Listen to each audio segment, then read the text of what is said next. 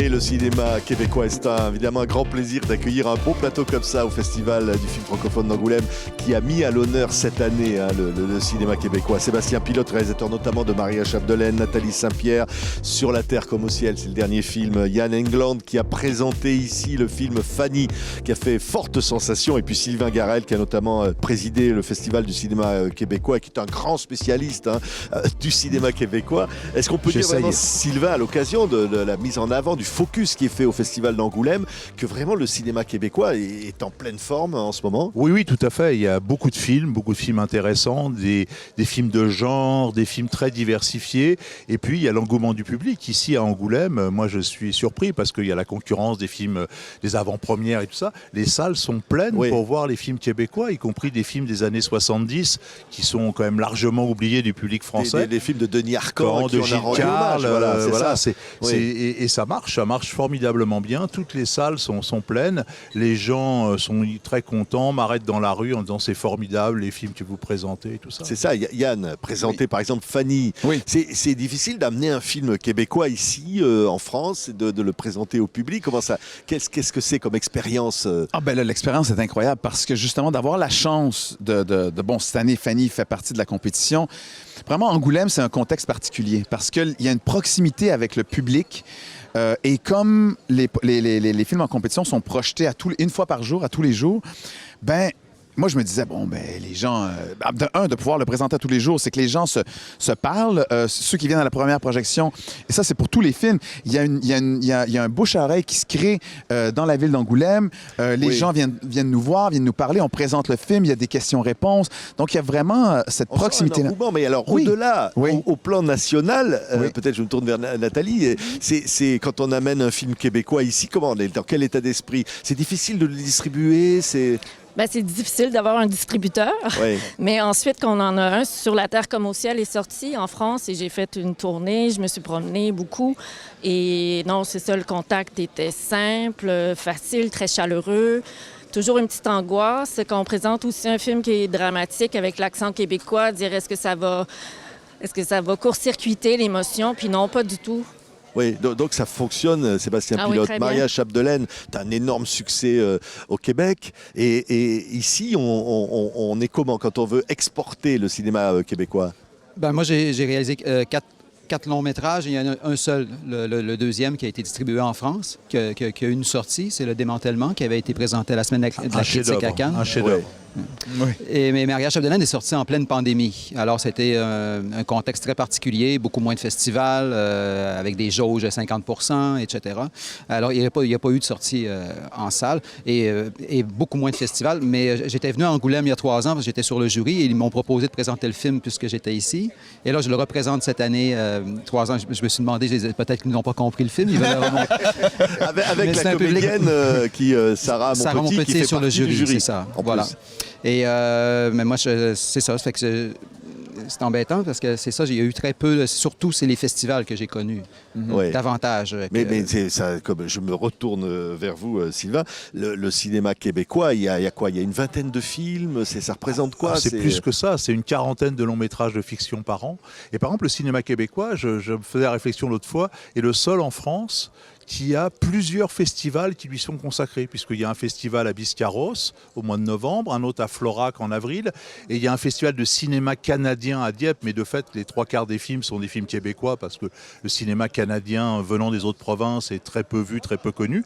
Et donc, il n'y a pas d'autres cinématographies en France qui ont 3 festivals qui sont consacrés à cette cinématographie, mais qui prouve l'intérêt. Oui, la place qu'il mérite le cinéma québécois, parce que c'est vrai, on les voit là, ils sont absolument formidables. Chacun avec des univers, on découvre, etc. On sent que le public est friand de découvrir ce cinéma. Oui, alors le problème, c'est que ça marche très fort dans les festivals, ça, il n'y a aucun souci. En salle, c'est plus compliqué parce que la concurrence est considérable, parce que souvent les sorties des films québécois en France sont faits par des distributeurs qui ont des moyens limités et qui ont du mal à lutter contre des blockbusters, comme on dit en français. Voilà, et donc ça, c'est sûr que c'est le problème. Le problème, c'est qu'il faudrait arriver à ce que des grandes sociétés de distribution puissent promouvoir promouvoir les films québécois, ce qui n'est pas toujours le cas. On a vu, hein, Yann, des gens ici demander, pourquoi vous ne sous-titrez pas en français ce qui est... En fait, certaines expressions, en fait, c'est sûr que... En fait, c'est comme n'importe quoi. Il y a des expressions qui sont propres à nous. Oui, on partage la même langue, et c'est vrai, mais comme dans chaque pays, comme en Belgique, comme en Suisse, comme au Québec, on a dans des régions de France aussi. Ben, exactement, il y a des expressions qui sont propres, et parfois, c'est un questionnement, en fait, je n'ai pas la réponse, mais c'est vrai que parfois, si ça enlève une compréhension d'émotion, là, ça sera se poser la question, et on a je sais que nous, par exemple, il y a des expressions qui sont utilisées dans le film, qui sont propres aux jeunes, qui sont propres à ce trio de jeunes, mais en fait, que même chez nous, certains adultes ne comprennent pas parce que ça fait partie de leur langage. Comme certains jeunes maintenant, en France, qui ont parce que la langue évolue tout le temps. Donc, par rapport à, justement au sous-titrage, ça, je ne sais pas, qu'est-ce que tu en penses? En festival, souvent, ce qui est bien, c'est quand on s'en sort, quand il y a des sous-titres en anglais. Parce que c'est vrai. Si tu as besoin de la béquille, on peut se rabattre sur les sous-titres en anglais. Je pense que c'est une erreur de sous-titrer en utilisant une traduction. Comme par exemple traduire fin de semaine par week-end. C'est un peu parce que si on lit fin de semaine, si on y pense un peu, on peut se deviner que c'est pas le lundi ou mardi. Alors, ou d'écrire un verbatim. Parce que je le fais souvent pour des films parfois, ou des films anciens où le son est difficile. Mais de traduire, c'est dommage parce qu'il y a comme une compétition entre ce qu'on entend et ce qu'on lit. Mais c'est vrai que si on dit, voilà, vous existez, ce cinéma francophone québécois existe, et il y a évidemment cette parenté avec le cinéma français, c'est parce que, voilà, vous êtes des artistes, vous avez des soutiens, il y a cette exception culturelle. C'est une réalité, ça, vraiment. On est aidé quand on est une réalisatrice québécoise, on arrive à aller au bout de ses rêves. On essaie. Ouais. On essaie, mais comme tous, on dépend de nos investisseurs. Chez nous, il y a 2 grands investisseurs gouvernementaux, la SODEC et Téléfilm. Et donc, chacun, on présente nos projets et on argumente. Et maintenant, on les présente à répétition, souvent. Alors oui, c'est un long chemin pour... aboutir du scénario, mais après ça, le montage financier, la recherche du financement, ça, c'est maintenant un Everest. Le système ressemble beaucoup au vôtre, Bien ici sûr. en France. La différence, c'est qu'on a beaucoup moins de public. Beaucoup moins de salles de cinéma dédiées à l'art et essai. D'ailleurs, l'appellation, le label art et essai n'existe pas chez nous, ce qui serait une excellente idée pour pouvoir démarquer, différencier les salles de blockbusters américains de celles qui se consacrent au cinéma international et québécois. Mais ça ressemble beaucoup à la France. Il faut savoir une chose, c'est que le cinéma québécois, si on prend la population francophone du Québec, par tête d'habitant, produit plus de films que la France. C'est 40 et il y a certaines années, c'était même plus de 50 longs métrages de fiction, alors que la France, qui a 10 fois plus de population, je parle des francophones, on n'en produit que 350. Donc c'est un cinéma très dynamique. Effectivement, comme vient de le dire Sébastien, le vrai problème, y compris au Québec, c'est au niveau de la distribution. Il n'y a pas assez de salles de cinéma au Québec qui accueillent le cinéma québécois, mais le cinéma lituanien, turc, chinois ou même français d'ailleurs.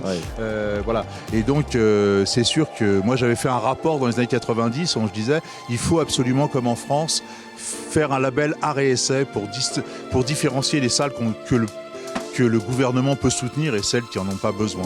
Ça n'a malheureusement jamais été fait, je ne sais pas pourquoi. L'appel est lancé. En tous les cas, ici, à Angoulême, le cinéma québécois, vraiment, on peut le dire, triomphe évidemment. Les Denis Arcand, évidemment, c'est le succès de Xavier Dolan au Festival de Cannes, Denis Villeneuve qui est parti d'autres contrées, mais la relève est là. Et on en avait de beaux exemples comme ça pour dire bravo et vive vraiment le cinéma québécois qui nous fait tellement de bien. Merci beaucoup à tous les 4. Merci.